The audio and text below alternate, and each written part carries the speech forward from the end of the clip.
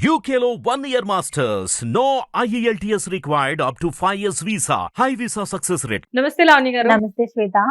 లావణి గారు, ఇప్పుడు మనం కోల్కతా ఇన్సిడెంట్ చూసాము. అందులో ఏంటంటే పెద్దవాళ్ళనే, అంటే ఒక మెడికల్ స్టూడెంట్‌నే ఈ రకంగా అంటే ఇంత దారుణంగా జరిగింది. కాకపోతే ఏంటంటే పిల్లలకి ఏమీ తెలీదు. పిల్లలు అనేవాళ్ళు జనరల్‌గా ఏంటంటే ఒక చాక్లెట్ చూపిస్తేనే ఆశపడిపోయి అంకుల్, ఆంటీ అని చెప్పేసి దగ్గరికి వెళ్ళిపోతారు. జనరల్‌గా ఏంటంటే పిల్లల మీద కూడా మేబీ ఇంతకుముందు బేబీ గర్ల్ గురించే మనం మాట్లాడుకునేవాళ్ళం. ఇప్పుడు ఏంటంటే బాయ్స్ గురించి కూడా మనం మాట్లాడుకోవాల్సింది.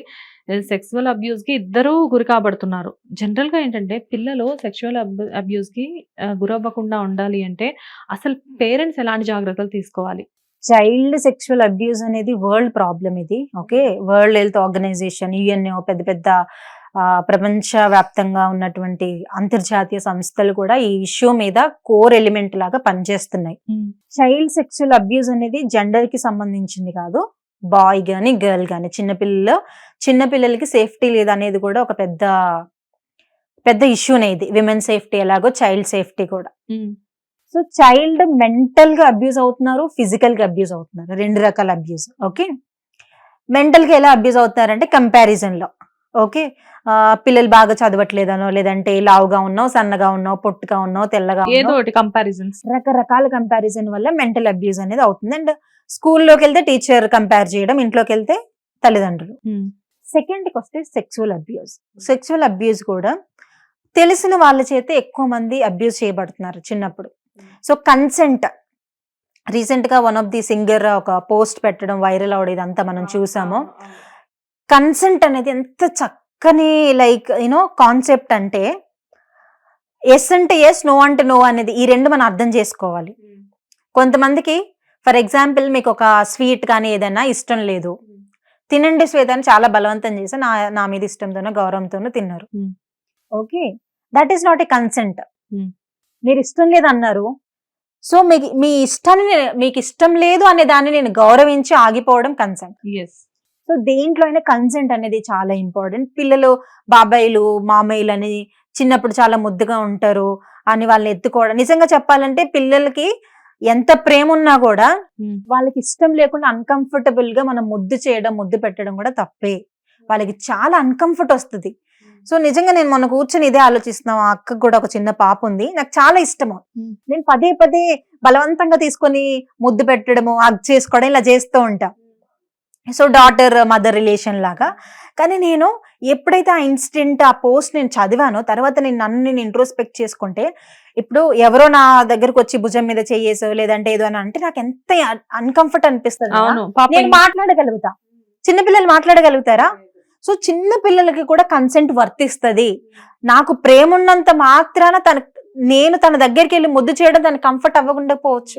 కాకపోతే వాళ్ళు ఏంటంటే మన మీద ఉన్న ప్రేమతో, ఇప్పుడు నాకు కూడా పాప ఉంది, సో ఊరికే నాకు కూడా అదే అలవాటు. ఇంటికి వెళ్ళిన దగ్గర నుంచి మార్నింగ్ అంతా మిస్ అయ్యి ఉంటాను కదా, ఇంటికి వెళ్ళిన దగ్గర నుంచి ఇంక వదిలిపెట్టకుండా సోఫాలో కూర్చుంటే సోఫాలో అప్పటికే అది చెప్తూనే ఉంటది, ఉండు మమ్మీ అంటది. అన్నా కానీ నేను వినిపించుకోను దగ్గరికి వెళ్ళడం. కానీ నాకు ఇప్పుడు మీరు చెప్తుంటే కదా అనిపిస్తుంది. పేరెంట్స్ గా మనం చేసిన తప్పే అది. బికాస్ మనం పెద్దవాళ్ళు, మనకి ఎవరికైనా అన్కంఫర్ట్ అనిపిస్తే వెంటనే మాట్లాడతామో ఎదురు చెప్తామో, కానీ చిన్న పిల్లలు చెప్పలేరు కదా.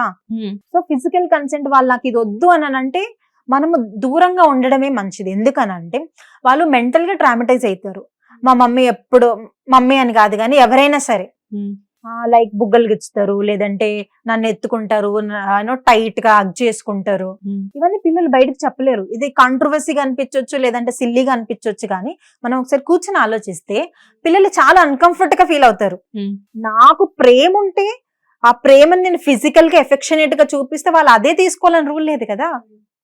కాబట్టి మనం కన్సెంట్ అనేది చాలా ఇంపార్టెంట్. పిల్లల్ని ఎక్కడ పడితే అక్కడ టచ్ చేయడం కూడా కరెక్ట్ కాదు. ఈవెన్ మదర్ అయినా గానీ పిల్లలకి ఎవరు టచ్ చేయొచ్చు, ఎవరు టచ్ చేయకూడదు. అవును, గుడ్ టచ్ బ్యాడ్ టచ్ గురించి ఆల్రెడీ పిల్లలకి చెప్తూ ఉంటాం కదా. ఎస్. సో పిల్లలకి ఎవరు టచ్ చేయదు, ఎవరు టచ్ చేయాలి కూడా. ఇప్పుడు మదర్ గా పిల్లలకి స్నానం చేపిస్తారు. సో వాళ్ళ బాడీ గురించి వాళ్ళకి ఒక అవగాహన కల్పించడం కూడా ఇంపార్టెంట్. సో ఆ టైంలో వాళ్ళు ఏం చేస్తారంటే పలాని వాళ్ళు నన్ను ఇక్కడ టచ్ చేశారని భయపడకుండా చెప్తారు పేరెంట్స్ కి. అది స్కూల్స్ లోకి వెళ్తే టీచర్స్ కానీ లేదా ఇంకో స్టూడెంట్ కానీ, చిన్నపిల్లలకి తెలియదు ఎక్కడ పడితే అక్కడ చేతులు వేయడము. సో స్కూల్స్ లోని టీచర్స్ పిల్లలకి కూర్చోబెట్టి, ఇంట్లో తల్లిదండ్రులు కూడా గుడ్ టచ్ బ్యాడ్ టచ్ అబ్బాయికి అమ్మాయికి ఇద్దరు నేర్పించండి. వాళ్ళ బాడీ గురించి వాళ్ళకి నేర్పించండి, తప్పేం కాదు. బాడీ గురించి నేర్పించాలా, ఈ పార్ట్స్ గురించి మాట్లాడాలా అంటే మరి రేపు వాళ్ళు ఆ పిల్లలే రేపు క్రైమ్స్ చేస్తున్నారు, రేపు రేప్స్ చేస్తున్నారు, లేదా రేపు విక్టిమ్ ప్లేస్ లో వాళ్ళే ఉంటున్నారు. అంటే ఓవరాల్ ఓపెన్ ఇన్ఫర్మేషన్ చెప్పమని కాదు, ఏ పిల్లలకి ఎంత ఇన్ఫర్మేషన్ కావాలి, ఏం చెయ్యాలి. రేపు మిమ్మల్ని ఎవరైనా స్ట్రేంజర్స్ వచ్చి చేతులు వెయ్యకూడని ప్లేస్ లో వేస్తున్నారని అంటే మీరు వాళ్ళు అపోజ్ చేయగలగాలి. చిన్నపిల్లలు అయినా సరే పేరెంట్స్ కి చెప్పాలి. చాలా మంది పిల్లలు ట్రామటైజ్ ఎట్లా అయిపోతారని అంటే అంకుల్స్, బ్రదర్స్, కజిన్స్ పిల్లల్ని ముట్టుకోకూడని ప్లేసెస్ లో ముట్టుకోవడం వల్ల వాళ్ళు ట్రామటైజ్ అయిపోయి అది పేరెంట్స్ కి చెప్పలేరు, వాళ్ళకి నో అని చెప్పలేరు. ఒక ఇంటర్వ్యూలో ఒక చిన్న పిల్ల చెప్తుంది, వాళ్ళ సొంత పెద్దమ్మ కొడుకే తనని 5th క్లాస్ నుంచి డిగ్రీ వరకు రేప్ చేస్తూ వస్తున్నాడనంట. 5th క్లాస్ నుంచి. సో తనకి ధైర్యం లేక బయటికి చెప్పలేక ఇటు అతన్ని వాదించలేక, బికాజ్ రేపు అన్న వరుస అవుతాడు. సో ఇలా చాలా కాన్ఫ్లిక్ట్స్ ఉంటాయి కాబట్టి మొక్కగా ఉన్నప్పుడే సమస్యను మనం తుంచి వేయాలి, దానికి ఒక మందు వేయాలి, దాన్ని మనము సాల్వ్ చేయాలి అని అంటే పిల్లలకి నేర్పించండి. ఎవరైనా అనుకోని ప్లేసెస్ లో టచ్ చేస్తే వాళ్ళు టచ్ చేయొద్దని చెప్పండి. ఇది good touch, bad touch, consent గురించి. చిన్నపిల్లలు నిజంగా అది పాపం కదా మ్యామ్. అంటే పాపం వాళ్ళకి తెలియదు, చెప్పాలని తెలియదు. ఈవెన్ అమ్మకి చెప్తే అమ్మ అవతల అటు అన్న అవ్వనివ్వండి, కజిన్ అవ్వనివ్వండి, వేరే ఎవరో ఒక రిలేషన్స్ అలా చేస్తున్నప్పుడు అది నిజంగా వాళ్ళకి ఎంత నరకం కదా.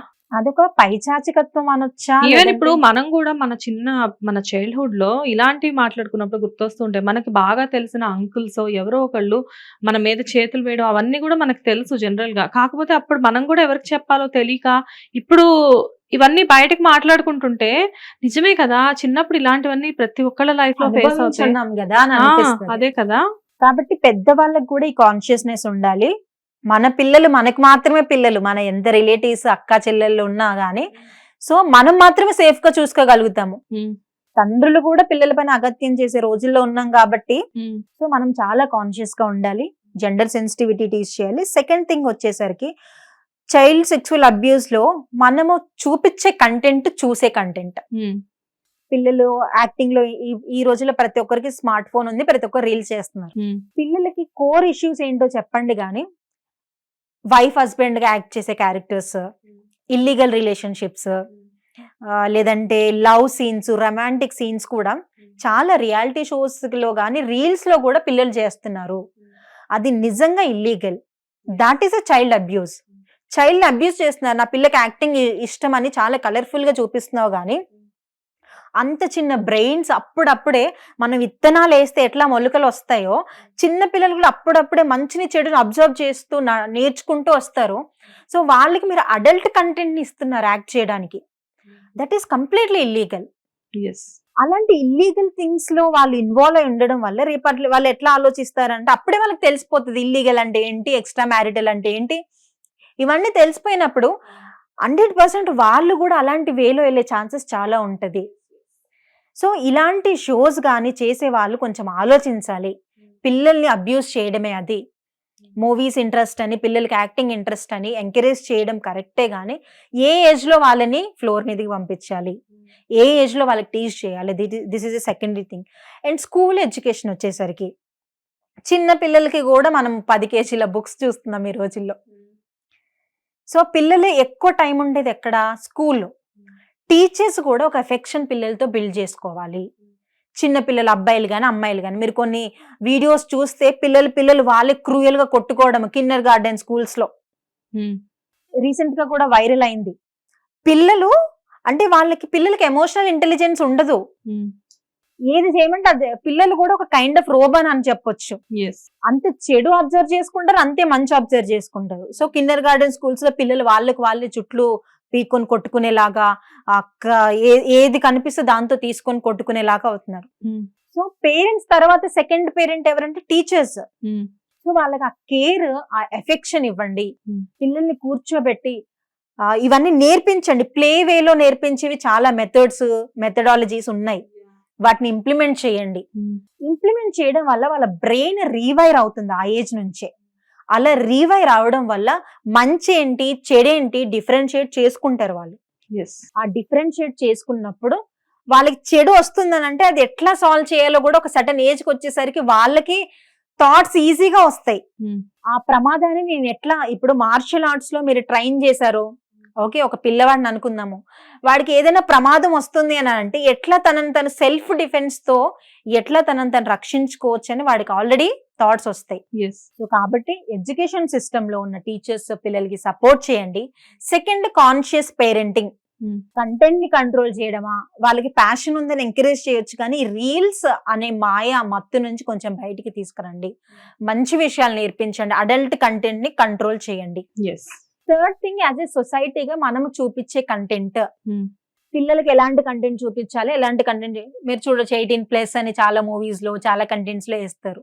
సో పిల్లలు రేపటి మన సొసైటీకి కావాల్సిన మంచి పౌరులు కాబట్టి వాళ్ళని హెల్దీగా పెంచుతాం. హెల్దీగా అంటే 3 పూట్ల తిండి పెట్టడం కాదు, healthy values, healthy mind set, healthy positive environment, healthy relationships, ఇవన్నీ ఇస్తే రేపు పిల్లలే మనకి మంచి సజెషన్స్ ఇచ్చే కౌన్సిలర్స్ అవుతారు. మనకి చుట్టూ వాళ్ళకి హెల్దీ అట్మాస్ఫియర్ అనేది క్రియేట్ చేయాలి 100%.